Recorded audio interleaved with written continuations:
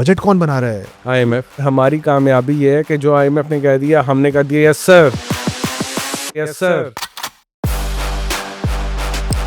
दुनिया के सारे मुल्क वो फिर चुके हैं, वो शबाज स्पीड पे काम करते हैं। तो उनकी ये जो शुबाना रोज मेहनत है उसको मैंने क्या करना है जब मुझे रिजल्ट नहीं आएगा। 5 साल बाद भी मुल्क नाजुक मोड़ से ही गुजर रहा है।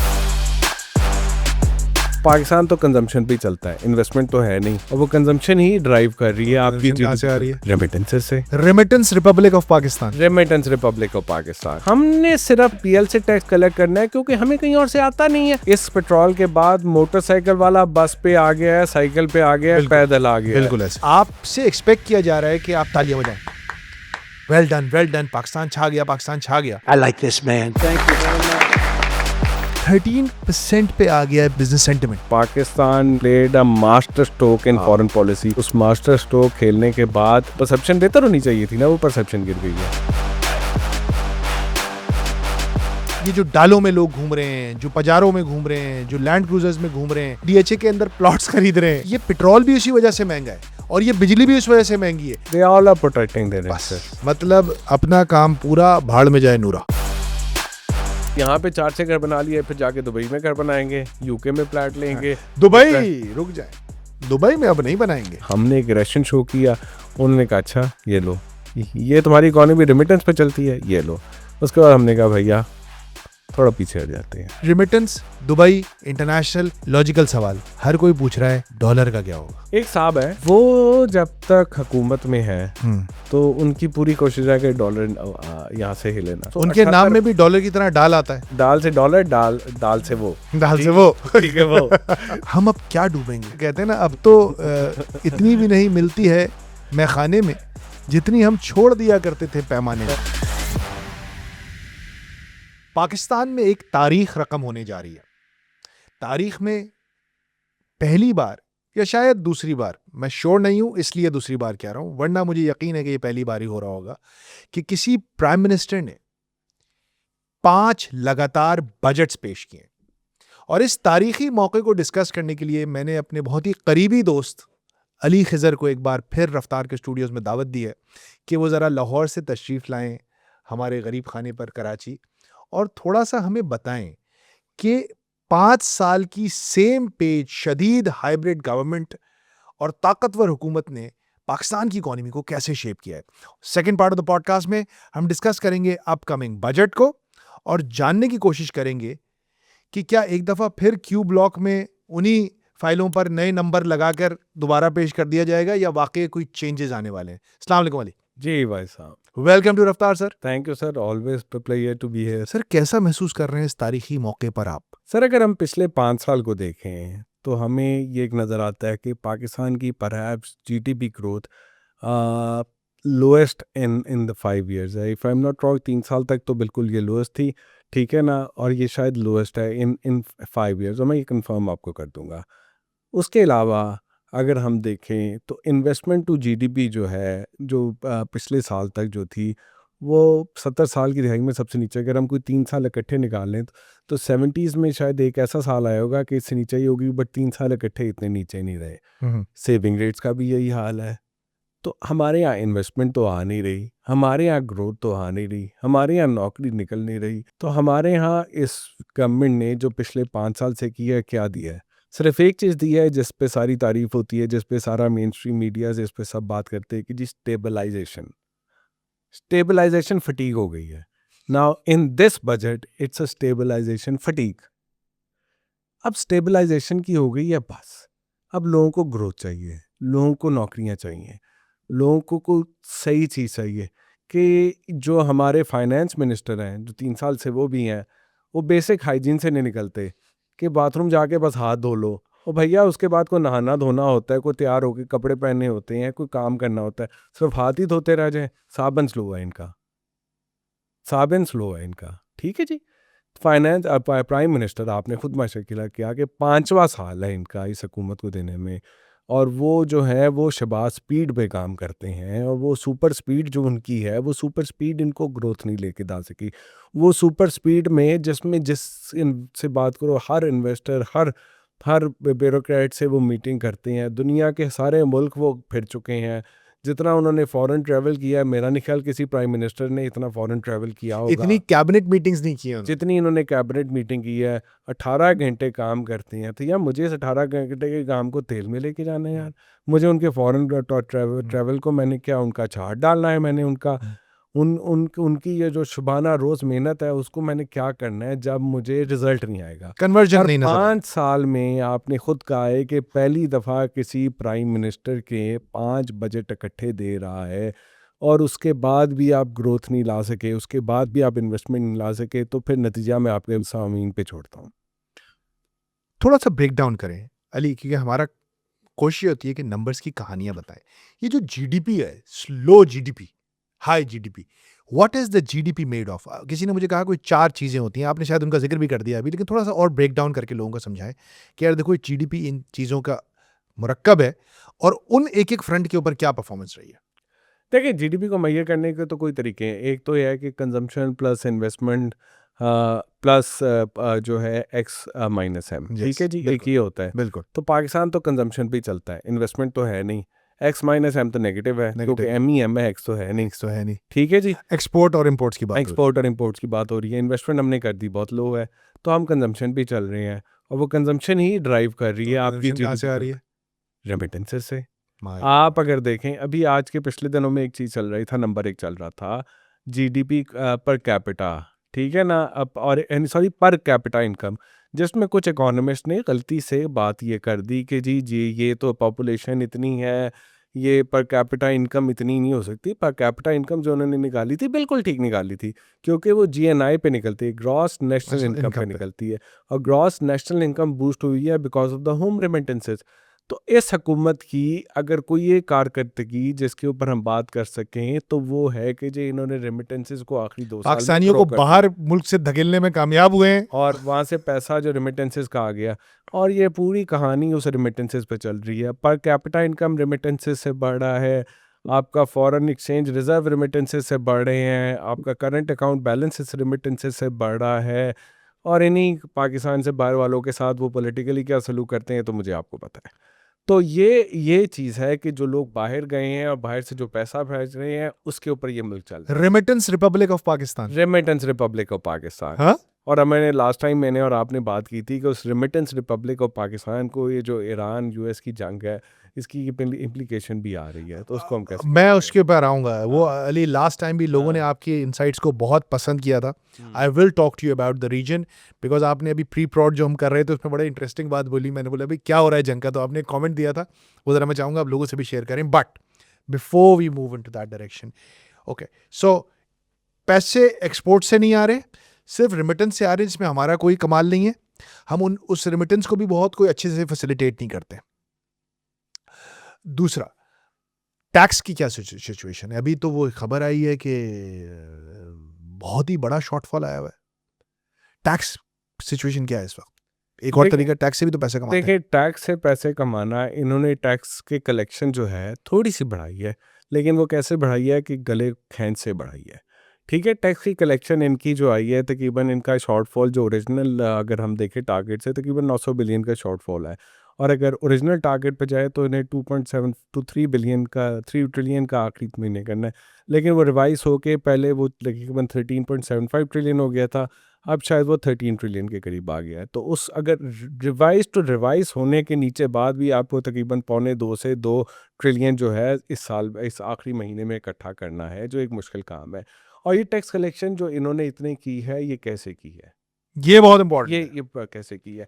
12 ट्रिलियन हो गए हैं आप कह रहे हैं? ये कैसे की है? ये बताएं इसमें क्या है? इसमें देखें, इसमें आपको सुपर टैक्स बहुत बड़ा नंबर है, ठीक है जी। सुपर टैक्स जो सारे अमीर कंपनी, बड़ी कंपनियां और सारे अमीर जो लोग जो लीगली पैसा कमाते हैं उन्होंने दिया है। सैलरी टैक्स इस पे बहुत बड़ा है, जो मेरे जैसे आपके इंडिविजुअल ये दोनों मिला के 1 ट्रिलियन हो गए तो होंगे। ये सैलरी टैक्स इस पे बहुत बड़ा है। फिर जीएसटी की कलेक्शन है इसमें बाकी जो एफईडी और इस तरह की चीज़ें बहुत सारी लगती हैं, उनकी कलेक्शन है, Indirect। ठीक है जी। आपने एग्रीकल्चर इनकम से तो खैर चले, सूबों का मामला है, सूबों ने क्या कलेक्ट किया? कुछ भी नहीं। आपने ट्रेडर से डायरेक्ट टैक्सेस में क्या कलेक्ट किया? कुछ भी नहीं किया। आपने प्रोफेशनल सर्विसेज वालों से डायरेक्ट टैक्स में क्या कलेक्ट किया? कुछ भी नहीं किया। तो आपने टैक्स ब्रॉडनिंग एक्सपेंशन के ऊपर क्या किया? आपने कुछ नहीं किया, किया ना? ठीक है ना। पेट्रोल के ऊपर टैक्स ब्रॉडन किया है ना हमने, पीएल। हाँ जी, तो आपने क्या किया कि आपने कहा चूंकि टैक्स आपका कलेक्ट नहीं हो रहा और टैक्स जो कलेक्ट होता है उसमें से 60% सूबों को चला जाता है, तो हमारे पास एक ऐसा टैक्स है पेट्रोलियम लेवी जो सूबों के साथ नहीं मिक्स होता। तो हमने पेट्रोल पे जीएसटी ज़ीरो रखा हुआ है और लेवी बढ़ा दिया। जब तेल की कीमतें आ रही थी तो नीचे आ रही थी, $60 के करीब चली गई थी, उन्होंने कहा लेवी को और बढ़ा दो। उन्होंने लेवी के टारगेट को $100 से ऊपर ले गए। 130 रुपए इस वक्त। ठीक है, तो वो ऊपर ले गए। ठीक है, वो ऊपर ले गए। उन्होंने कहा कि जी हम यहाँ से कलेक्ट करके देंगे और ये करेंगे। और लेवी की जो यील्ड है ना फेडरल गवर्नमेंट के लिए, वो 2.5 टाइम्स दी एफबीआर टैक्स है। अगर एफबीआर टैक्स आता है तो 100 में से 60 रुपये चला जाता है, उसके बाद क्या है 40 रुपये। इस और पीएल का क्या है पूरा 100 रुपया, 100 को 40 से डिवाइड किया 2.5, तो यील्ड कितनी इंक्रीज है 2.5 टाइम मोर। तो उन्हें तो लेवी बहुत अजीज है। अब हुआ क्या कि इंटरनेशनल कीमतें बढ़ गई। दुनिया भर के मुल्कों ने जो ऑयल इंपोर्ट करते थे उन्होंने इस पे टैक्स कम किया, उन्होंने दाएं बाएं से जगह निकाली और उधर किया। रिलीफ दिया हमारे फाइनेंस मिनिस्टर ने कहा नहीं ये आईएमएफ है, हमने ये करना है ना। किसी में जाके वो टैक्स ठोक दिया उन्होंने दबा के, उस टैक्स ठोक दिया, ज़्यादा कर दिया। पेट्रोल की प्राइस 400 रुपये से ऊपर चली गई, डीजल भी ऊपर चला गया, 500 से ऊपर चला गया। वो तो हमने उस पर कुछ बात की और एक मिनिस्टर उनका को बेहतर है जो उनका पेट्रोलियम मिनिस्टर है, कम से कम उसने उसकी वो रिवीजन कर दी। तो उसके बाद थोड़ा सा डीजल नीचे आ गया, लेकिन उसका जो इन्फ्लेशन इम्पैक्ट आया, इन्फ्लेशन बढ़ गई, 11-12% इन्फ्लेशन लेगी। स्टेट बैंक ने इंटरेस्ट रेट बढ़ा दिया, इंटरेस्ट रेट और बढ़ा देगा। उस इंटरेस्ट रेट बढ़ाने से डेट सर्विसिंग की कॉस्ट बढ़ गई, उससे इकोनॉमिक ग्रोथ और स्लो डाउन हो गई। तो उसकी पूरी इम्प्लीकेशन गई साइड पे। हमने सिर्फ पीएल से टैक्स कलेक्ट करना है क्योंकि हमें कहीं और से आता नहीं है, और आएगा तो हम सूबों को दे देंगे, बस हम हाथ धोते रह जाएंगे। मैं वही आपसे सवाल करना चाहता, ये जो 12 ट्रिलियन का टैक्स कलेक्ट हो रहा है, पीएल कितना हो गया इसमें से? पीएल इसके अलावा है, इन एडिशन टू 12 ट्रिलियन। अच्छा, इन एडिशन टू 12 वो ट्रिलियन पीएल कितना इसमें नहीं आता, वो तकरीबन 1.5 ट्रिलियन के करीब है। मैं नंबर ऊपर भी हो सकता है। मतलब जितना टोटल टैक्स कलेक्शन है उसका 10%। हाँ, is PL even more than that, 10% से ज्यादा है। हाँ 10% तो होगा, इवन मोर देन दैट। तो पेट्रोलियम मुझे तो लगता है इससे भी ज्यादा नंबर है ये। पेट्रोलियम लेवी बहुत ज्यादा है। और अब ये देखें, और ये सबको हिट कर रहे हैं हर आप। बार बताइए आप एक लैंड क्रूजर वाले को भी वो से ले रहे हैं और एक बाइक। यार, एक पता नहीं कोई साहब आते हैं, वो टीवी पे कह देते हैं, हुकूमत के नुमाइंदे के कह देते हैं कि जी ये तो ये गरीब को सब्सिडी मिलती है। मुझे अपने जरा दफ्तर में 50 लोगों को एक बंदा को नहीं मिली। जिसको मुझे तो आज एक तक को नहीं मिली। मैंने बड़े लोगों को पूछा है, मुझे एक बंदा नहीं मिला कि जिसको ये सब्सिडी मिली हो। पता नहीं वो कौन वो क्या करके आते हैं दफ्तर में। You spoke about the finance minister, but ये एक बड़ा ट्रिकी सब्जेक्ट हो गया है ना। कौन है फाइनेंस मिनिस्टर? एक कमेटी बना दी गई है बजट बनाने के लिए कि जिसको वसाकदार ओवरसी कर रहे हैं। बजट कौन बना रहा है? आईएमएफ, ना वैसाखदार ना अपना ये औरंगजेब। आईएमएफ ने जो नंबर दे दिए हैं उस लकीर पे आप चल रहे हैं। अगर अब पहला आप सवाल है ना आपका, उसका आप सही जवाब दूंगा। 5 साल की इकोनॉमिक परफॉर्मेंस देखें तो वो ये है कि जी आईएमएफ के ऊपर जो आईएमएफ कह रहे हैं हम वो ही काम कर रहे हैं, और हमारी कामयाबी ये है कि जो आईएमएफ ने कह दिया हमने कह दिया यस सर, ये हमारी कामयाबी है। That is what it is. शुरू के उस साल में आपको याद है, पहले साल के अंदर जब ये पहले साल आए थे, तो जब इफ्साक डार साहब फाइनेंस मिनिस्टर थे तो एकदम हम बिल्कुल डिफ़ॉल्ट करने लग गए थे, गालिबन ये केयर टेकर आने से पहले। फिर हमारे प्राइम मिनिस्टर जो उस वक्त यही शहबाज शरीफ थे, उनकी काविशों से हमने आईएमएफ प्रोग्राम 2.5 साल के लिया। फिर नई टीम आई, मरहूम शमशाद आई और वो सारे आए, उन्होंने आईएमएफ प्रोग्राम को चला दिया। फिर अब औरी साहब आए हैं, औरी साहब का बस एक ही काम है, वो आईएमएफ प्रोग्राम जैसे आईएमएफ कर रहा है बस वो करते जाओ। आईएमएफ ठीक कह रहा है गलत कह रहा है, बस हमें आईएमएफ के नंबर पूरे करने हैं, उल्टे सीधे होके हमें नंबर पूरे हैं, खून चूस के कुछ भी करके हमें वो नंबर पूरे करने हैं। अगर आपकी कामयाबी ये है कि आपने आईएमएफ के नंबर्स को पूरा करना है तो भैया आप सब घर चले जाएं, ये कोई 2-4 टेक्नोक्रेट बिठा दे वो कर देंगे। खत्म बात। सवाल मेरा आपसे ये है कि आपने जो एक पिछले चंद मिनटों में पूरा एक होलिस्टिक पिक्चर दिखाई है, तो ये तो बहुत एक अबिस्मल खौफनाक इकोनॉमिक डिजास्टर खड़ा किया है इस सेटअप ने। ये जो बंदोबस्त है, पीडीएम का जो बंदोबस्त है, इसने तो एक बहुत ही disaster, they are overseeing an economic disaster. Because why do I say that?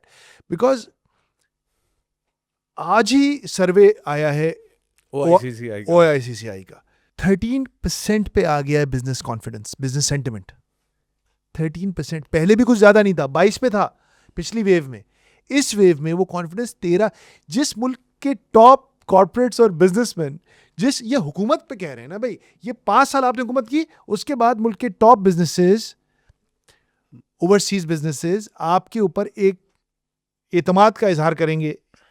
13% लोग कह रहे हैं हमारा जो आप पे एतमाद है वो 13%। और ये ओवरसीज बिजनेसेस हैं। ओवरसीज बिजनेस, ओवरसीज बिजनेसेस हैं, ये उस वक्त में बात कर रहे हैं जिस वक्त सपोजिटली पाकिस्तान के अंदर हर बंदा ये बात कर रहा है जो फॉरेन पॉलिसी पे या आगे पीछे काम करता है कि Pakistan played a master stroke in foreign policy, major player. Besides that कि हमने क्या स्ट्रोक खेला है, मास्टर है कि नहीं है, हमारा उसका रिजल्ट क्या आया है कि उस मास्टर स्ट्रोक खेलने के बाद एक परसेप्शन होती है, सर्वे एक परसेप्शन होता है ना, परसेप्शन बेहतर होनी चाहिए थी ना, वो परसेप्शन गिर गई है। सर यूनाइटेड स्टेट्स ने कल या आज सुबह एक नई फहरिस्त निकाली है 60 ममालिक की, जी। जिस पर एडिशनल 10 से 12% जी टैरिफ लगा रहा है वो जो फोर्स लेबर के केस पे। जी पाकिस्तान शामिल है उसमें, जी और पाकिस्तान तो अभी सपोजिटली जो है सबसे बड़ा दोस्त है। ये देखिए आप। तो ये बात है कि जो हमारी दोस्ती है, जो भी हमारी बातें हैं, जो भी हम रोल प्ले कर रहे हैं, जो भी इस्लामाबाद ग्लोबल नाम उसमें आ रहा है, उसका हमें फायदा क्या हो रहा है? यार Ali, how do you feel? मुझे उसका फायदा, मुझे बता, मैं आ रहा हूँ इस पे। 200 मिलियन लोगों को उसका क्या फायदा आ रहा है? Ali, you're an economist, you're not a political analyst, right? You're a journalist, you're an economist. आप जब, ये बड़ी एक अजीब तकलीफदेह सूरत हाल में आ जाता है एक इंडिपेंडेंट इंसान कि आपसे एक्सपेक्ट किया जा रहा है कि आप तालियां बजाएं, वेल डन, पाकिस्तान छा गया, पाकिस्तान छा गया, और आपको कुछ ऐसी डेवलपमेंट नजर भी आती हैं, लेकिन फिर दूसरी तरफ आपके पास नंबर्स हैं जो अबिस्मल हैं। और अगर आप कहते हैं अली, आप ट्वीट करते हैं, आप कोई बात कहते हैं कि यार पार्टनर काम नहीं बन रहा है, सूरत हाल नाजुक है, आप फलाना है, आप ये हैं, आप एजेंट हैं, ये जो एक माइंडसेट आया है कि रैशनल, लॉजिकल, फैक्चुअल डिस्कोर्स कहीं गायब हो गया है। सबसे बड़ा प्रॉब्लम क्या है इस हाइपर नेशनलिस्टिक एटीट्यूड के साथ, कि आप अपनी बुराइयां देखना छोड़ देते हैं। देखिए जी, इस वक्त जर्नलिज्म तो 2 हिस्सों में डिवाइड हो गया ना, मेजरली जर्नलिज्म। एक ये है कि जो प्रो गवर्नमेंट है, एक जो है वो प्रो समवन है जिसका नाम नहीं ले सकते। जो एक बीच का रास्ता है जिसमें फैक्चुअल सिचुएशन को, जो हालात की हाजरा को सही तरह बताते हैं, वो है नहीं। कभी हम लिखते हैं कि जिसमें इस हुकूमत की किसी चीज़ की तारीफ़ कर दे तो लोग कह देते हैं जी आप तो हुकूमत ने आपको ख़रीद दिया। कभी हम ये चीज़ करते हैं कि जी इसके हुकूमत खिलाफ दे दे तो आप तो पीटीआई वाले हो गए हैं। तो भैया हमने तो दोनों चीज़ें लिखनी है, हमने तो वो बात जो सच है वो बात करनी है। कभी अच्छी चीज़ होगी अच्छी होगी, नहीं अच्छी होगी नहीं होगी। एनालिसिस में हमारे को गलती हो सकती है, but that is how it is and that's how the journalism should be. जैसा आप काम करते हैं आप भी ऐसे ही करते हैं। तो मेरे ख्याल में इसकी स्पेस पाकिस्तान में कम होती जा रही है और हमें इस स्पेस को रिवाइव करना चाहिए, बहुत ज़रूरी है। इस जर्नलिज्म और हर स्पिरिट है ना, उसके लिए बहुत ज़रूरी और है। एक दूसरे पाकिस्तानी को नेशनलिज्म के लेंस से नहीं देखना चाहिए उसके काम को। ये एक बड़ी खौफनाक चीज़ है। ये एक बड़ी खौफनाक चीज़ है कि ये एंटी नेशनल हो गया, ये मुल्क से मोहब्बत नहीं। भाई मुल्क से मोहब्बत करने का मकसद है मैं मुल्क के बेहतरी की बात एग्जैक्टली। आप और हम जो अभी रो रहे हैं यार, अली मैं आपको बताऊं, आप किसी से भी बात करें, अभी बकरीद आई, मुझे नहीं पता, आपको फिर पता है सब कैश पे हो रहा होता है, कोई नंबर शंबर ऐसे ही बोल देते हैं हम 700 बिलियन की इकॉनमी है। वो नंबर तो नहीं मैं बोलता, हमारे दोस्त बोलते रहते हैं। मुझे कोई मैं यहाँ पे टेबल पे बैठ के आपके साथ भी नंबर निकालूं, मुझे क्या पता। मैं गया था मार्केट्स में, मैं गया था मार्केट्स में Ali, people have making losses everywhere, क्योंकि चारा महंगा, जगह महंगी, हर चीज महंगी, ट्रांसपोर्ट महंगी। There cost of creating that animal had reached another level. और किसी हार्डली मुझे नहीं नजर आया कि कोई व्यापारी वहां खुश बैठा हुआ, और उनके जानवर बिक भी नहीं रहे थे बिल्कुल ही। जो वो कट्टू माल जिसे हम कहते हैं ना, वो वाले तो बिक गए, जो हिस्से वाले होते हैं, इज्तिमाई कुर्बानी वाले, जो जरा से भी बेचारे, यानी कि वो जो तो खूबसूरत और बड़े जानवर जिनकी कीमतें मिलती हैं वो नहीं बिके। देखिए ना, इस दफा आपको वीडियोस भी नजर नहीं आई होंगी कि इतने का बैल बिके ही नहीं। अच्छा नहीं बिके। अच्छा मैं ये नहीं कह रहा कि वो अच्छा ट्रेंड है, वो ना होना अच्छी बात है, लेकिन आप जरा उससे आगे बढ़ें। आप ड्राइवर से बात करें, आप राइडर्स से बात करें, आप वैले वालों से बात करें। मुझे समझ नहीं आ रहा कि ये जो डिसीजन मेकर्स हैं इस्लामाबाद के, ये कितने डिस्कनेक्टेड है अली, कि 400 रुपए के पेट्रोल की, ये जब आप बिलबिलाए थे, मैं तो ये कहूँगा आप तो बिलबिला गए थे ना, जो पेट्रोल वाला होता, फिर हमने आपकी वीडियो पोस्ट की जो वायरल भी हुई। ये आप क्यों बिलबिला रहे हैं अली? ये लोग क्यों नहीं बिलबिला रहे? यह बात यह है कि मैं इसलिए बिलबिलाया था कि मुझे अंदाज़ा हो रहा था कि इसकी इम्प्लीकेशन क्या होगी। अच्छा, मैं तो चलें उल्टा सीधा हो के चलें, कोई गाड़ी हाइब्रिड वगैरह ले ली, उस तरह से करके गुजारा कर लेंगे, हमारे पास वसाइल हैं, हमारा इतना मसला अल्हम्दुलिल्लाह, नहीं है, अल्हम्दुलिल्लाह। अल्हम्दुलिल्लाह मसाइल है, हम गुजारा कर लेंगे, थोड़ी मुश्किल आएगी, ये वो सब नहीं, बिल्कुल गाड़ी का पेट्रोल ज़्यादा हो जाता है, ठीक है ना। लेकिन जो गरीब आदमी है उसका क्या होगा यार, वो किस तरह कमाएगा, किस तरह गुजारा एक करेगा। पहले मैं बताऊं, मुझे याद है 2022 के क्राइसिस के बाद मैंने ऐसे लोग देखे थे जिनके घर में छोटी गाड़ियां थी, उन्होंने गाड़ियां या बेच के मोटरसाइकिल ले ले या गाड़ियों को घर करा करके मोटरसाइकिल पे कर दिया।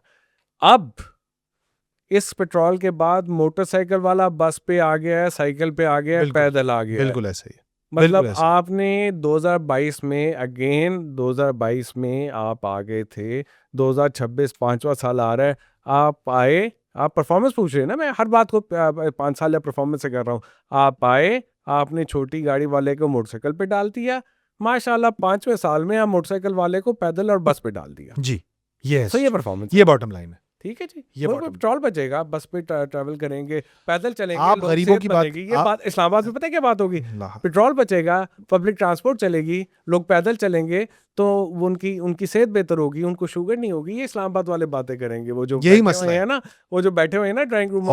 और अली, मैं एक और सवाल आपसे, सवाल क्या, मेरे साथ वाकया हुआ कि एक बिलियनियर बिजनेसमैन, एक बहुत बड़ी कंपनी के मालिक बैठे, हमारी उनसे बातचीत हो रही थी, यंग बंदा है, उसने मुझे बोला, फरहान भाई, we have run out of businesses, क्या करें, पैसा है मेरे पास, मैं काम क्या करूं इस मुल्क में, मैं क्या काम करूं, मैं या तो रियल एस्टेट के प्लॉट खरीद लूं या बैंक में रख दूं, और मेरे पास कोई काम करने का नहीं बच रहा है इस मुल्क में, धंधा करने की एंट्री पॉइंट्स खत्म होते चले जा रहे हैं। एनी की come from a Punjabi Saudagaran family, मतलब जो वेल एस्टेब्लिश पैसे वाले लोग हैं, कह रहे एवेन्यूज क्या है भाई, तो हर कोई हाथी के पैर में सबका पैर, फिर सब घूम फिर के रियल एस्टेट में घुस रहे हैं, और डीएचए सिटी की, डीएचए की प्रॉपर्टी प्राइसेस ऊपर जा रहे हैं। देखें जी, ये बिल्कुल है। अब इन्हें देखें, एक और ये है कि इन्हें किसी ग्रोथ मॉडल की समझ नहीं आती।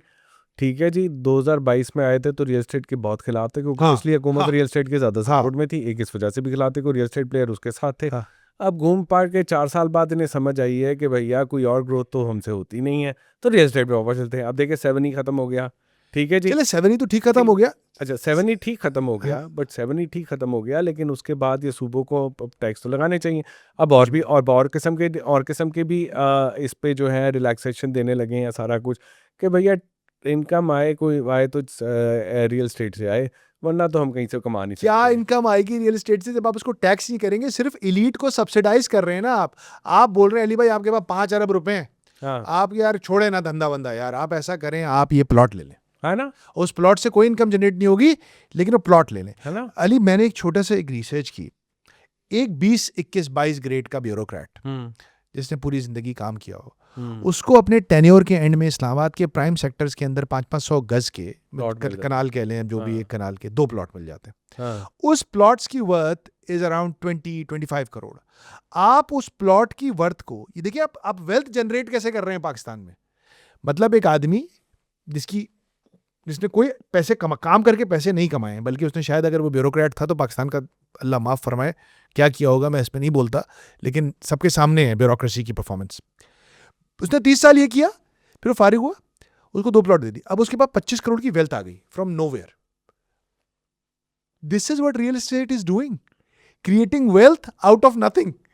और अब उसके बाद 25 करोड़ रुपए, अब उसको बेचेगा और उसके बाद 25 करोड़ रुपए आ गए, फिर वो खर्चा करेगा, फिर वो खर्चा करेगा, और फिर क्या जीडीपी में कंजम्पशन बढ़ाएगा। कंजम्पशन बढ़ा। सो कंजम्पशन एक रेमिटेंस भी बढ़ाती है, दूसरा कंजम्पशन ये आपकी प्लॉट की जो Plot- प्राइसेस बढ़ती है ना, ये भी कमाती हैं। वही मैं कह रहा हूँ ना। कि प्लॉट की प्राइस बढ़ गई, एक इल्यूजन आ गई कि मेरी वेल्थ बढ़ गई, चलो जी खर्चा करते हैं, foreign are you seeing I want to talk to you about geopolitics as well, लेकिन मुझे थोड़ा ये बताएं, क्या आपको कोई, लाहौर तो करीब है इस्लामाबाद से, कोई कान में आवाज़ आ रही है कि कोई रिफॉर्म शिफॉर्म की बातें पे बात भी करना छोड़ दी इन लोगों ने? बोले यार छोड़ो यार, हम ऐसे बात ही नहीं करते।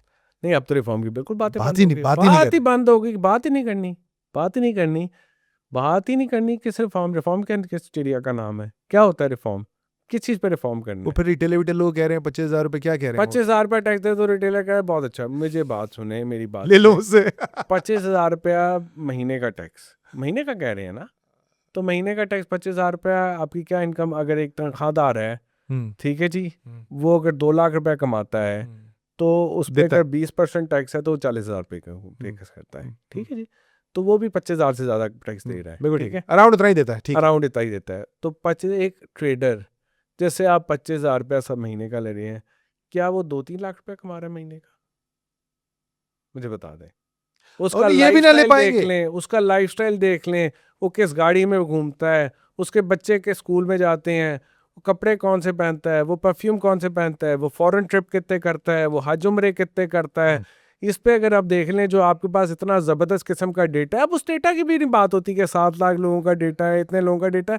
आज का कितना अर्सा हो गया उस डेटा पे बात नहीं हो रही, अब तो बात भी नहीं कोई करता उस डेटा पे। लास्ट ईयर मुझे आपको मैसेज आए थे कि आपने वो उस पे क्रेडिट कार्ड पे इतने इनकम की थी, आज वो मैसेज भी नहीं आए। अब तो बात ही खत्म हो गई, छोड़ो यार, अब बात नहीं करनी। पेट्रोलियम लेवी है ना, बस काफी है। हम कर लेंगे, हाँ। हम कर लेंगे।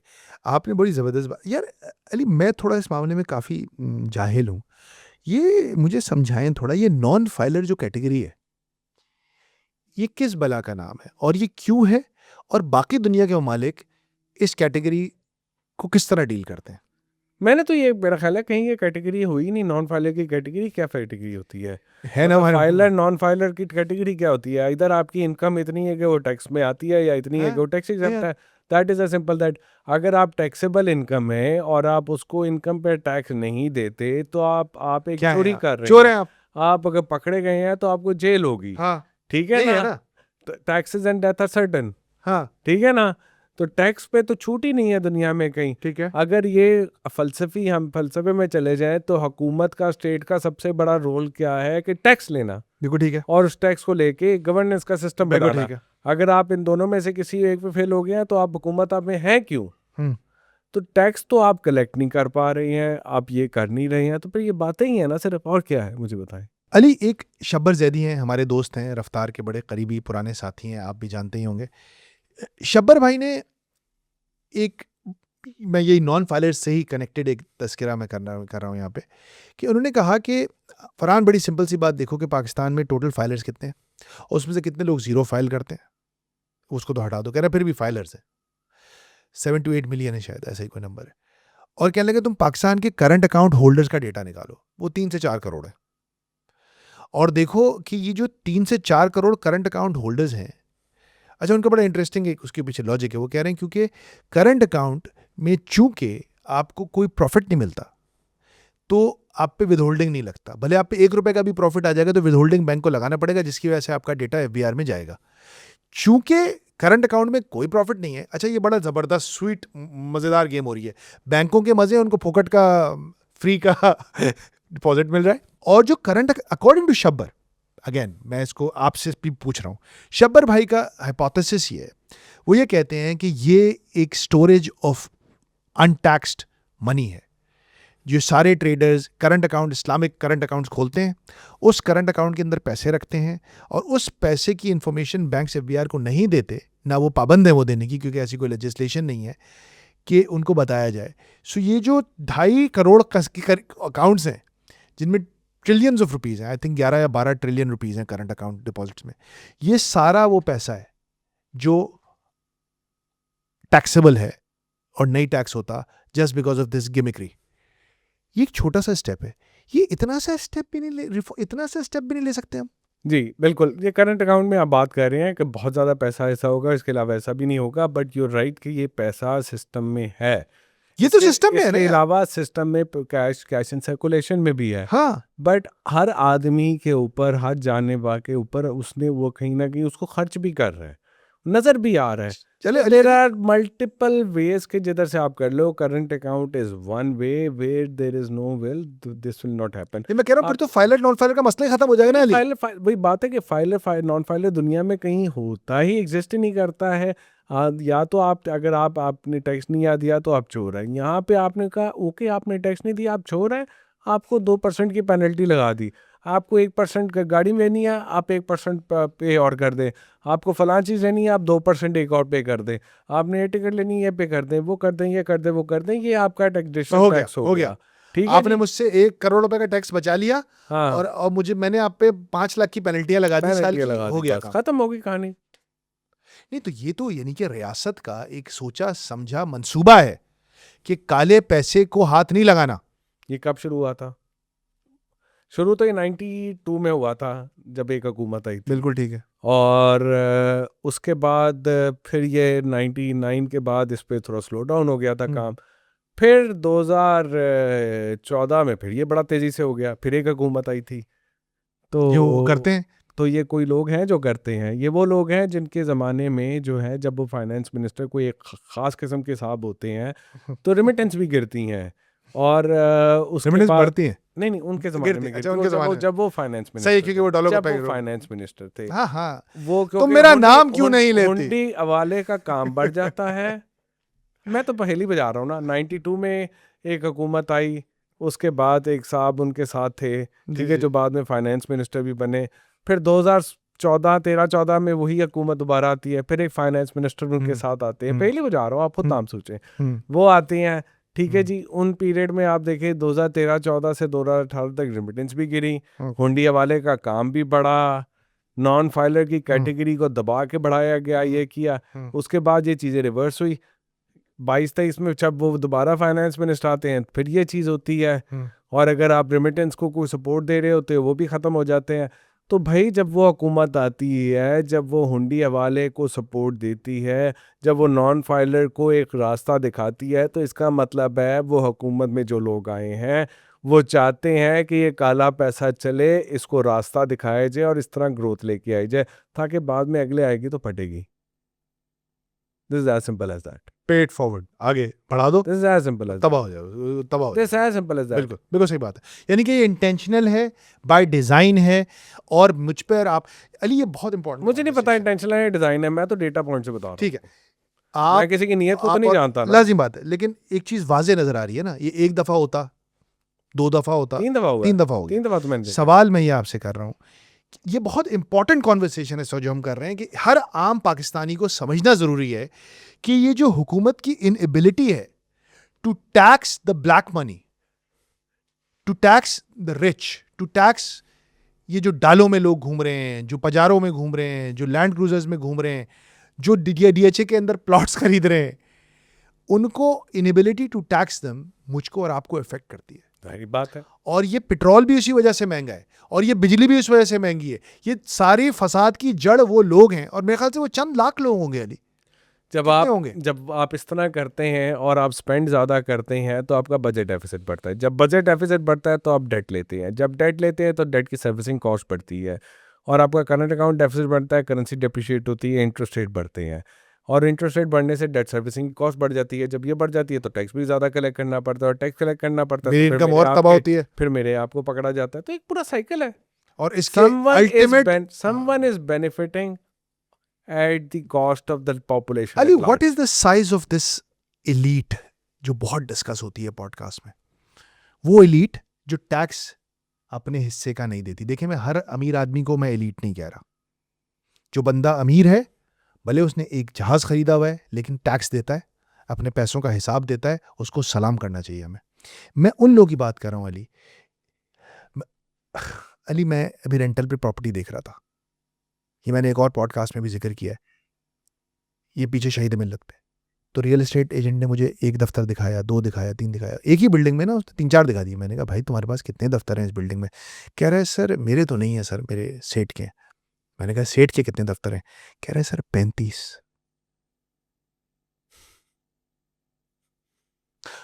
7 फ्लोर थे उस आदमी के उस बिल्डिंग में।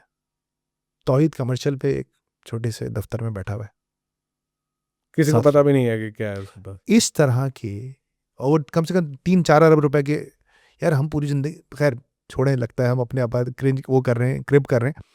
अली, क्या तादाद है इन लोगों की जिन्होंने पूरे निज़ाम को काबू में लिया हुआ है? चंद हजार होंगी, इतनी होगी, कितनी होगी? few thousand, few hundred। I think more than that, I think more than that.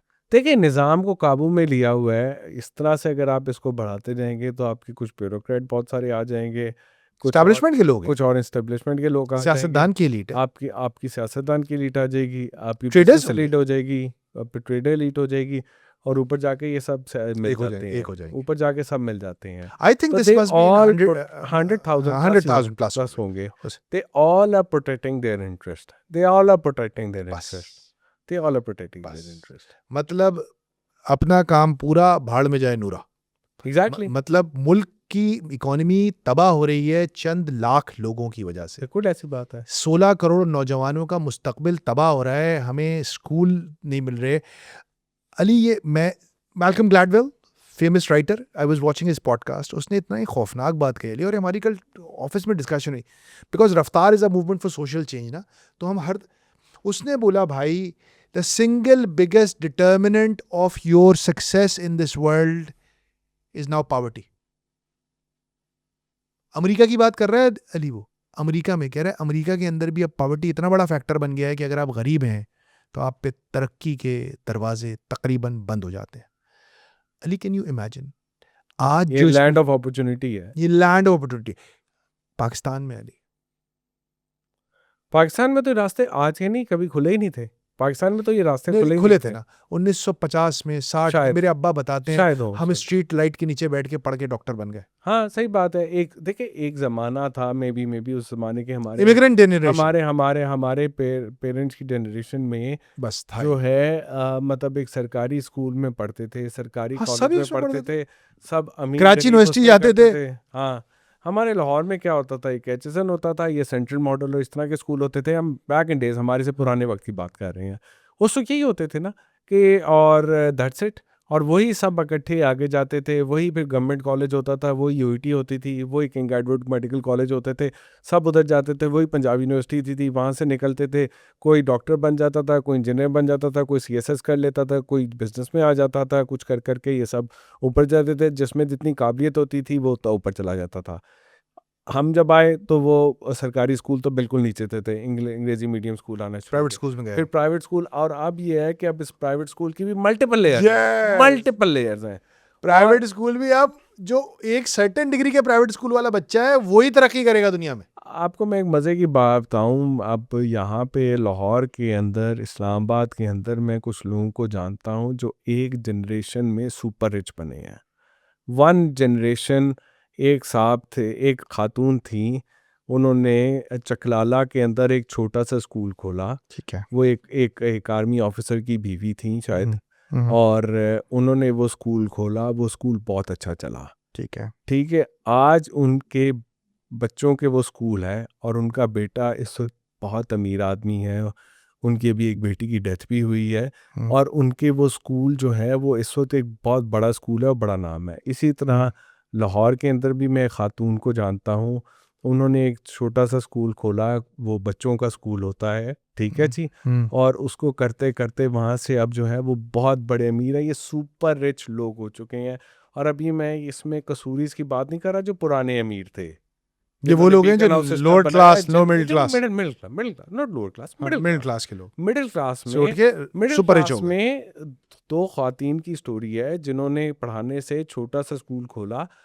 मुझे स्केल बताया कर दिया। दुनिया की किसी और मुल्क के अंदर मुझे सिर्फ स्कूल, प्राइमरी सेकेंडरी जी। स्कूल, यानी क्लास सुपर रिच हो गए प्रेप कोई। से लेके क्लास 11 तक की स्कूल खेले और 30 साल की उम्र में वो सुपर रिच हो गए। मुझे दुनिया का कोई और मुल्क बता दो, कोई मुल्क नहीं होगा ये। कोई और मुल्क बता और दो। ये एक ट्रेजिक और कहानी ये है। ट्रेजिक कहानी है, ये खुशी की बात नहीं है कि इस कारोबार से इतना पैसा हो गया। एजुकेशन जो कारोबार बन गया और इतना बड़ा कारोबार बन गया यार, और वो भी बच्चों की you have education। Surprise me right now. आप जब ये कहानी सुनाना शुरू हुए ना तो मैं समझा आप कोई अपवर्ड सोशल मोबिलिटी की कहानी सुना रहे हैं, लेकिन आप तो एक ट्रेजिक स्टोरी सुना रहे थे। मतलब ये अपवर्ड सोशल मोबिलिटी है, बट द ट्रेजेडी इसके इस तरह है। किस तरह वो है? दोनों जिन मैंने फैमिली का क्यों, उन्होंने, उन ख्वातीन ने बहुत मेहनत की, उनके आगे लेकिन उन्होंने just by बहुत a अच्छा school। चलाया, उन्होंने बहुत अच्छा चलाया। 10 लोग और होंगे जिनका नहीं चल सका, बट इस तरह के कारोबार में इतना पैसा बन रहा है। This is problematic. Real estate में पैसा बन रहा है दैट भाई, रियल एस्टेट में पैसा बन रहा है, प्लॉट रख के पैसा बन रहा है। शब्बर ने मुझे बताया, शब्बर भाई ने, शब्बर ने कहा फरहान मैं एक बहुत बड़े इंडस्ट्रियलिस्ट के पास गया, तो शब्बर को तो सब अपनी दिखाते हैं ना भाई, शब्बर साहब चेक करें, तो शहबाज साहब ने बोले क्या क्या है तुम्हारे पास? कह रहे हैं फरहान उसने एक दराज खोली और दूसरी दराज खोली और बोला शब्बर मेरे पास डीएचए कराची के अंदर 100 प्लॉट है और डीएचए लाहौर में 80 प्लॉट है और ये इन दो दराजों के अंदर उसकी सारी फाइलें पड़ी हुई हैं, खाली प्लॉट। देख लें क्या होगा इससे? उसकी जो वो वेल्थ जनरेट करेगा, ये जो वेल्थ ये वेल्थ जनरेट करेगा, इससे कौन सी इकोनॉमिक एक्टिविटी हुई? कोई एक्टिविटी नहीं हुई, इससे कौन सा टैक्स रेवेन्यू आया? कुछ भी नहीं आया, इससे कौन सी जॉब्स क्रिएट हुई? कुछ भी नहीं हुआ। इस तरह लोग पैसा बना रहे हैं पाकिस्तान में। और फिर वो गाड़ियां फिर जो आप फिर वही साइकिल शुरू होता है कि वो गाड़ियां खरीदते हैं, ट्रैवल करते हैं, कंजम्पशन वही कंज्यूम कर रहे हैं। वो कंजम्पशन ही करेंगे और क्या करेंगे, उन्होंने क्या कंज्यूम करना है? वो कंज्यूम 4 से घर बना लेंगे। अच्छा, यहाँ पे 4 से घर बना लिए, फिर जाके दुबई में घर बनाएंगे, यूके में फ्लैट लेंगे। दुबई रुक जाए, दुबई में अब नहीं बनाएंगे। चले पहले बनाते रहे थे, अब नहीं बनाएंगे, पर बनाते दुबई रहे। में नहीं बनाएंगे। पहले बनाते अली रहे थे। Another story, horror story that I हाँ। Heard over the weekend. एक साहब, उनकी वहां पे बहुत बड़ी एक चेन बेकरीज की, उनको चंद घंटों के नोटिस पे निकाल दिया गया और उनको उनके अकाउंट्स तक फ्रीज कर दिए गए, उनको एक्सेस नहीं करने दिया गया। मतलब एक बंदा जो बिलियनियर होगा पाकिस्तानी टर्म्स में, पुश्ड आउट। वाओ, एले तशी थे वो। मैं इस तफसील में नहीं जाऊंगा, वो जो भी थे, लेकिन ये हुआ है। अब आप बताएं, आप ये मतलब ये तो बिल्कुल एक दुबई से मुझे हम बिल्कुल आपने दुबई का नाम लिया तो मुझे याद आ गया। तो किसी और हाँ, what but yes, but let's talk about that a bit. What is our future post Dubai? देखिए, मेरी बात ये तो है कि दुबई की ये स्टोरी कैसे शुरू हुई। पहले let's get back to that. I know आप इसको कितना छाप सकेंगे, कितना नहीं कर सकेंगे, but let's get back to story. कोशिश करेंगे जितना छाप सकें। कि हमारे दुबई के ताल्लुक या हमारे और यूएई के ताल्लुक कहाँ पे ख़राब होना शुरू हुए। हमारे यूएई के ताल्लुक कोई 1-1.5 साल से उसमें कुछ इशू चल रहा था, ठीक है जी। उसकी वजह से देखेंगे पिछले साल भी जो है पाकिस्तानियों को वीज़ा दुबई का कम मिल रहा 2 साल से मसले 2 हो रहे साल से मसला चल रहे थे। जैटेक्स वाइटेक्स में भी वीजे नहीं मिल रहे थे। वीज़े नहीं मिल रहे थे, लोगों के वीज़े रिजेक्ट हो रहे थे, फैमिलीज के वीज़े रिजेक्ट हो रहे थे, ठीक है जी। एक ये चल रहा था, स्लो बर्न पे चल रहा था। पाकिस्तान में 2025 के अंदर दुबई में मेरे ख्याल है कोई 1.5 लाख लोग गए थे, उससे पहले कोई 5-7 लाख लोग जाते थे। बहुत बड़ा नंबर गिर गया है, ठीक है जी। ये एक स्टोरी चल रही थी। फिर एक हमें समझ नहीं आ रहा था, लेकिन बीच में ये स्टोरी चल रही थी, हमें समझ नहीं आ रहा था क्या हो रहा है, हमें नहीं समझ रहा। फिर वीज़ों में मसला हो रहा है, वीज़ा में मसला हो रहा है। बीच में एक स्टोरी आती है दुबई के, यूएई के और सऊदी अरब के ताल्लुक यमन के ऊपर, वहाँ पे कुछ और आते हैं। फिर एक ख़बरें आती हैं जो कभी कंफर्म नहीं हो पाती कि कुछ बलूचिस्तान में आगे पीछे होता है, वहाँ पे कहीं ना कहीं किसी के वो निकलते हैं।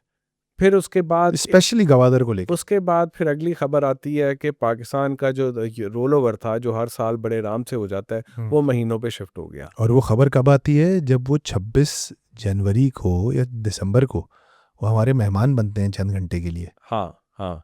और उस वक्त उससे पहले एक और भी खबर आई थी कि एफएफसी के अंदर उनकी इन्वेस्टमेंट आ रही है $1 बिलियन। मेरी आपसे बात भी हुई थी जी, मैंने समझने के लिए कॉल किया था जी, जिसमें हमने आर्टिकल भी लिखा, वो इन्वेस्टमेंट भी गायब हो गई। फिर ये हो गया, और फिर उसके बाद हमारे सोशल मीडिया पे आगे पीछे थोड़ा सा उनके ऊपर बात शुरू हो जाती है। जब ये शुरू हो जाता है सोशल मीडिया पे हमारे, और ज़ाहिर है लोग भी जज्बाती हैं दुबई में, वो भी कहीं ना कहीं अपने सोशल मीडिया गलती कर रहे हैं, गलती भी कर रहे हैं, गलतियां कर रहे होते हैं, ठीक है, सारा कुछ होता है। इस सब के बाद एकदम हमें खबर आने शुरू होती है कि फला आ गया, जो हमने लास्ट टाइम जिक्र किया था। ये उसके बाद जो आपने ट्वीट किया, एक बहुत बड़े बैंक के प्रेसिडेंट को भी रोक दिया गया। जी, एक बहुत बड़े बैंक के ना सिर्फ प्रेसिडेंट थे, उनके हेड ऑफ इंटरनेशनल बिजनेस भी थे। 2 लोग थे, एक प्रेसिडेंट और उस बैंक की ब्रांचेस हैं यूएई में और जगहों पे। हेड ऑफ इंटरनेशनल जो उसका है, जिसका काम ही है कि फॉरेन ब्रांचेस को देखना, उन दोनों को रोक दिया गया, ठीक है जी। ये हुआ था। अच्छा, ये चीज़ हुई, ये सारा कुछ अभी तक चल रहा है। फिर उसके बाद एक बीच में खबर आती है कि जी कुछ कि हमारा यूएई के साथ कुछ शायद खबरें आने चाहिए कि ताल्लुक बेहतर होने लगे, अप्रोचमेंट हो रही है। तो हुआ कुछ ऐसा कि जो भी बैकग्राउंड पे चल रहा था वो एक ज़रा फोरफ्रंट पे आया। हमने एक एग्रेशन शो किया, उन्होंने कहा अच्छा ये लो, ये तुम्हारी इकॉनमी रिमिटेंस पे चलती है, ये लो। उसके बाद हमने कहा भैया थोड़ा पीछे हट जाते हैं। That's how I read it. Okay, और हम पीछे हट जाएंगे अब। मतलब अब देखें अभी कितना हटेंगे कितना नहीं हटेंगे, that is what I don't know कि आई हमारा डोंट नो व्हाट वी फैसला हैव क्या टू होगा। गिव। हमारा हमारे पास देने को क्या है? हम बस थोड़ा बैकफुट बस- पे हो गए, बैकफुट पे हो गए, बैकफुट पे हो गए। नहीं, we can't afford it. That's my we can't, हाँ। एंड टू बी ऑनेस्ट, हम हाँ। इकोनॉमिकली बहुत हाँ, ज्यादा बहुत ज्यादा किसी के साथ भी कुछ अफोर्ड नहीं कर सकते हैं, तो मतलब यूएई के साथ तो बिल्कुल ही बिल्कुल $7 नहीं बिलियन डॉलर की बिल्कुल रेमिटेंस है भाई। बिल्कुल हम बिल्कुल ही अफोर्ड नहीं कर बिल्कुल सकते। रेमिटेंस, दुबई, इंटरनेशनल, लॉजिकल सवाल, हर कोई पूछ रहा है डॉलर का क्या होगा। एक साहब है जिनका हम अभी जिक्र कर रहे थे, वो जब तक हुकूमत में है तो उनकी पूरी कोशिश है कि डॉलर यहाँ से हिले ना। हिले ना। डॉलर 280 से 278 उनके नाम में भी डॉलर की तरह डाल आता है। हाँ, डॉलर डाल से डॉलर, डाल से वो, डाल से ठीक- वो। ठीक है वो। तो वो साहब जब तक है ना, उन्हें डॉलर से बहुत मोहब्बत है। हाँ। रुपए के डॉलर का एक रेट है, उससे बहुत मोहब्बत है। तो वो एक ज़माने में 104 रुपए था, अभी 280 है, और 280 से भी नीचे आ गया हुआ है। उन 278। उन उन उन उन उनके उनके जो फैन क्लब में जो लोग हैं, तो वो कहते हैं, वाह, वाह, वो वाह। 250 की बातें कर रहे होते हैं। हाँ, ये क्या सीन हो रहा है यार? वो हमारे कुछ वो हैं चार्टर्ड अकाउंटेंट, उनके कह रहे fan ये club कर में देंगे ना तो ये हो जाएगा। 250 में डॉलर आ जाएगा, 6% इन्फ्लेशन हाँ। हो जाएगी, ये हो जाएगा, वो हो जाएगा, वो बातें चल रही होती है। तो भैया वो जब तक वो कंट्रोल में है तो ये डॉलर नहीं गिरेगा, चाहे प्रेशर आता रहे। डॉलर नहीं प्रेशर बढ़ेगा। मतलब रुपया नहीं गिरेगा, रुपया नहीं गिरेगा, यानी कि रुपी डॉलर पैरिटी 280 से ऊपर नहीं जाएगी, 287। तो वो तो अभी है कंट्रोल में। तो वो तो है। तो फिर फिलहाल आप पूछ रहे हैं ना क्या होगा। नहीं, इकोनॉमिक्स क्या बता रही है? इकोनॉमिक्स तो ये बता रही है कि प्रेशर आ रहा है, बहुत ज़्यादा प्रेशर नहीं आ रहा है, हमारी एक्सपोर्ट सफ़र कर रही हैं, एक्सपोर्टर्स को मसला हो रहा है, उनकी कंपेटिटिवनेस वीक हो रही है, हम इंपोर्ट्स में सस्ते होते जा रहे हैं, और एक एक्सपेक्टेशन बिल्ड हो रही है कि एट सम पॉइंट डॉलर गिरेगा, लोग गाड़ियां भी ज़्यादा ख़रीदने लग गए हैं, लोग इंपोर्ट के ऊपर आगे की चीज़ें करने शुरू हैं। जैसे जैसे वक्त गुजरता जाएगा, तेल की कीमतें ऊपर हैं, तेल की कीमतें ऊपर होने से हर ऑयल इंपोर्टिंग कंपनी ने अपनी करेंसी को डिप्रिशिएट किया है, इंडिया ने की है और बहुत सारे मुल्कों ने किया है सवाए पाकिस्तान के। तो जैसे जैसे वक्त गुजरता रहेगा, ईरान की जंग तो ख़त्म नहीं होनी पूरी, और डॉलर ये रुपया ये अपना ये जो है ऑयल जो है बहुत ज़्यादा नीचे नहीं आना। तो आहिस्ता आहिस्ता प्रेशर आता रहेगा, और वो प्रेशर कुकर बिल्ट होता रहेगा, बिल्ट होता रहेगा, बिल्ट होता रहेगा, और एक वक्त आएगा कि जब जो फटेगा, हमेशा होता है। और वो फटेगा उस वक्त जब एक पॉलिटिकल भी चैलेंज आएगा कि पॉलिटिकली वो साहब स्ट्रांग नहीं रहेंगे।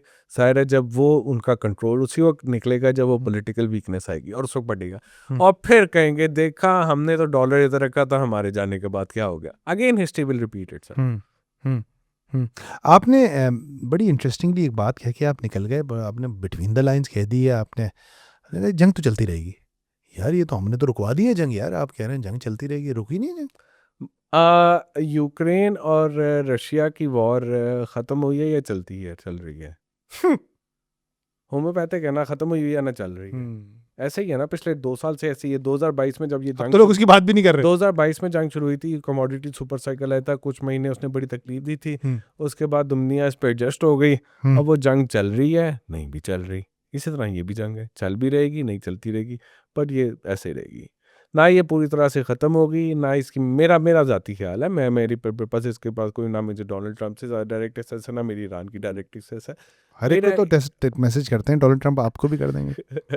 तो मेरी तो एक पर्सनल एक ओपिनियन है, जो मैंने हालात देखे जो अंदाज़ा लगाया है कि अगर आज इस जंग को ख़त्म करते हैं, आज एक आप किसी एग्रीमेंट पे पहुंचते हैं, तो आपने ईरान की बातें माननी पड़ेंगी। वो ईरान पोजीशन ऑफ स्ट्रेंथ पे है, और वो बात मान के जंग खत्म करने में अमेरिका की शिकस्त है, डोनाल्ड ट्रंप ने कभी और वो नहीं मानेगा, तो वो कहेगा भाई ऐसे ही चलाते रहो, बस ये, और लड़ वो सकता नहीं है, बस ऐसे ही। Have you ever seen America this week?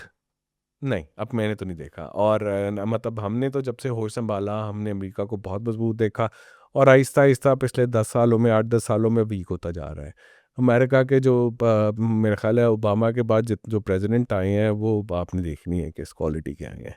उसके बाकी पॉलिटिशियन आप देखें वो क्या आए हैं, वाइस प्रेसिडेंट आप देख लें किस क्वालिटी के आए हैं, सेक्रेटरी स्टेट आप देख लें, ये वो देख लें आगे पीछे, और उसके पीछे जाके उनकी क्वालिटी देख लें, तो there is a significant deterioration in that country at the top political level.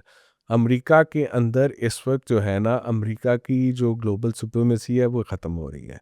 आपने 1973 के अंदर एक मसला हुआ था जब आपने उसको डॉलर को पेग था उससे ख़त्म कर दिया था आपने गोल्ड से, और फिर वहाँ से पेट्रो डॉलर का स्टार्ट आया था।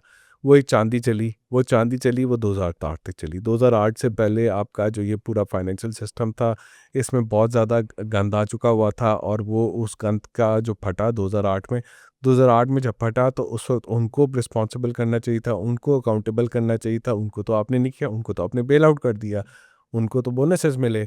और उसके बाद आपने क्या किया, आपने वो एक वो जो है नोट प्रिंटिंग का एक और तरीका शुरू कर दिया। ठीक है जी, वो तरीका 2008 में आपने शुरू किया। सेंट्रल बैंक के उनका फेडरल रिजर्व उन्होंने प्राइवेट सिक्योरिटीज़ और ये वो लेना शुरू कर दिया। ठीक है जी, इसका नाम था, मुझे उस चीज़ का नाम भूल रहा है, वो ज़हन में आ जाएगा तो बता दूंगा। बट वो 2008 में आपने शुरू किया, वो चलता रहा, उसने को सिस्टम को शुरू कर दिया, बेहतर करने से दिया। 2019 तक वो चलता रहा। 2019 में एक और बहुत बड़ा झटका आया, जो बहुत बड़ा झटका था। उसके बाद आपने उसी चीज़ को मैग्नीफाई कर दिया, इस स्केल पे ले गए। अब वो स्केल पे ले गए हैं कि वो फटेगा, और वो फटेगा, और वो फटेगा तो पूरी दुनिया को लेके फटेगा। तो पूरी दुनिया इस अमेरिका के बोझ में अमेरिका के साथ मिल चुकी है, अली ये लेकिन अमेरिका वीक होता जा रहा है। अली इस ये बारे में। इसकी दो डायमेंशंस हैं। मैंने तो पॉलिटिकली सवाल किया था, आपने चूंकि आप इकोनॉमिस्ट हैं आपने इकोनॉमिकली जवाब दे दिया। लेकिन अली ये जो आपने फटने की बात की है, Ali are you looking at the valuations in the S&P 500? Are you looking at the valuation in the American valuation in the American stock market? Crazy. Crazy Crazy. है ना। There's too much money. There is just too much liquidity in the market. अच्छा, इसको एक और तरीका देखने का, मतलब all the signs are there for a इसको beautiful crash. इसको एक और तरीका देखने का कि डॉलर वीक हो रहा है। हम्म। इसका मतलब है रिप्लेसमेंट वैल्यू। एक रिप्लेसमेंट वैल्यू होता है ना कि एक ग्लास आपने लिया 10 रुपए का, ठीक है, आज से 5 साल पहले, ठीक है, तो आज इसकी डेप्रिशिएट होकर वैल्यू 2 रुपए की होनी चाहिए, लेकिन नया ग्लास लेने जाओगे तो ये 100 रुपए का है। हाँ, तो इस ग्लास के 100 रुपए का 80-90 रुपए का जो तो आज सुजुकी के साथ हुआ। हाँ, 80-90 रुपए का तो आज ही हो जाएगा। ठीक है ना। तो ये एक वो ये है कि चूंकि डॉलर वीक होता जा रहा है, रिप्लेसमेंट वैल्यू बहुत बढ़ती जा रही है, तो वो स्टॉक मार्केट कैचअप की आ रही है। एक ये वजह, गोल्ड में भी यही हो रहा है, ऑयल में भी यही हो रहा है। मतलब लोग कह रहे हैं डॉलर से निकलो, हाँ हाँ कहीं भी घुसो। हाँ। मतलब 1.7 ट्रिलियन डॉलर की valuation for SpaceX, hmm. 1 trillion dollar की valuation for Anthropic. What is happening? तो कुछ समझ नहीं आ रहा। नॉनसेंस, तो यानी कि जीरो रेवेन्यू। बिल्कुल What is going on? मतलब this is madness. bubble. This is a beautiful bubble about to burst. और ये पूरी दुनिया को लेके और फिर ये पूरी दुनिया को लेके बैठेगा। But coming back to Pakistan, हम तो पहले ही कोई बहुत ज्यादा उभरे हुए नहीं है। क्वांटिटेटिव ईजिंग उसका नाम है, नोट प्रिंटिंग। Quantitative easing. वाह, याद आ गया। हाँ। हम तो पहले ही बहुत ज्यादा उभर नहीं सके अली भाई। हम्म। हम अब क्या डूबेंगे? हमारे पास डूबने की जगह है।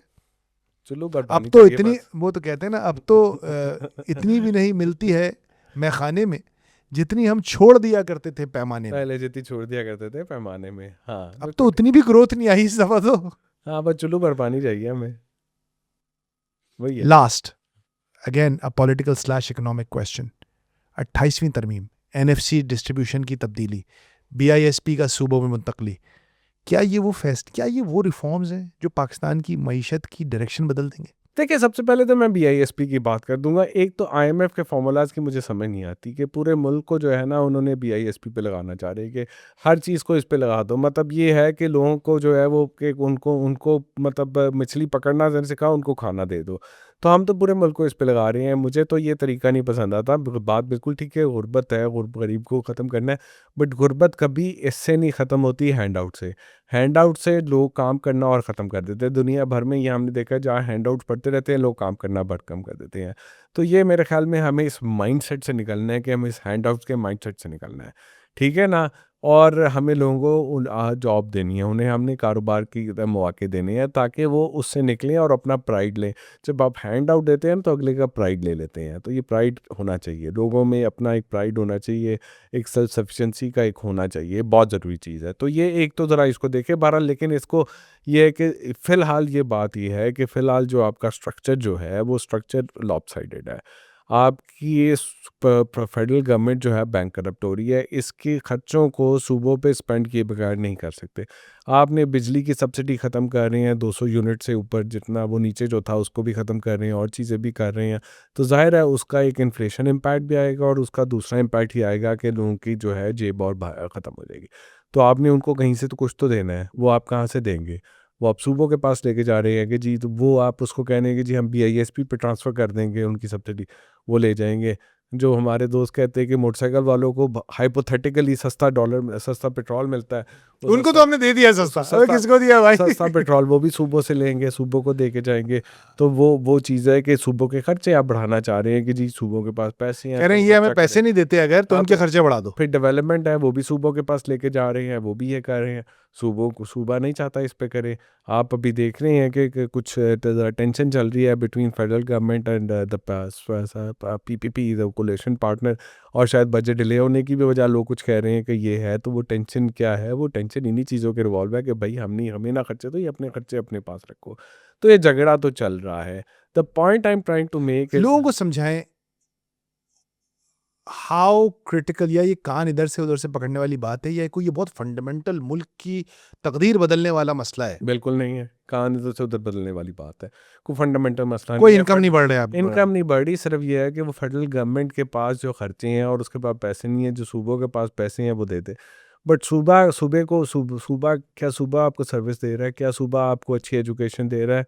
हेल्थ में बिल्कुल। चलें थोड़ा बहुत काम हुआ है, पंजाब में भी हुआ है, सिंध में भी हुआ है, थोड़ा हेल्थ पे काम हुआ है। अगर सरकारी अस्पताल थोड़े शायद बेहतर हुए हैं, लेकिन अभी भी उसमें बहुत कमी है, बहुत फ़र्क है। बट एजुकेशन का तो सरकारी बहुत ही बुरा हाल है। और भी बहुत सारी सरकारी चीज़ें जो दे सकती है वो नहीं दे रही। तो सूबों को सोशल अपलिफ्ट करने के लिए भी स्पेंडिंग की और ज़रूरत है, वो करनी चाहिए उन्हें। लेकिन चूँकि वो फेडरल गवर्नमेंट के पास जो खर्चे हैं वो तो आपको नेगेटिव में जा रहे हैं, तो उसको नेगेटिव की तरफ ख़त्म करना है, सूबों के पास जाने चाहिए।